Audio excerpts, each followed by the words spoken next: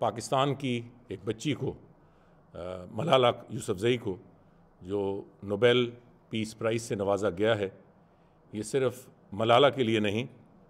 उनके ख़ानदान के लिए नहीं, सिर्फ़ सवात के लिए नहीं, पूरे पाकिस्तान और पूरे पाकिस्तान के अवाम के लिए ये एक बहुत बड़ी इज़्ज़त अफ़ज़ाई है और एक काबिल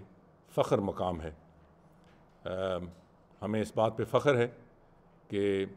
एक बच्ची ने, एक पाकिस्तानी बच्ची ने अपने हौसले से, बहादुरी से और अपनी कमिटमेंट से और अपने खलूस से बड़ी छोटी उम्र में ये नोबेल पीस प्राइज़ तो हर साल मिलते हैं और आप जानते हैं कि बहुत सारे ऐसे लोगों को मिलते हैं जिन्हें अपनी सारी ज़िंदगी एक मखसूस शोबे के लिए और उसकी खिदमात के लिए वक्फ़ कर दी, मगर शायद ये पहला मौका है कि इतनी कम उम्री में एक बच्ची को नोबेल पीस प्राइज़ से नवाजा गया हो। तो हम मलाला को, उसके ख़ानदान को, सवात के अवाम को मुबारकबाद पेश करते हैं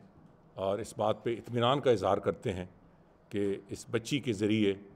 पाकिस्तान की पूरी दुनिया में इज़्ज़त अफ़ज़ाई हुई।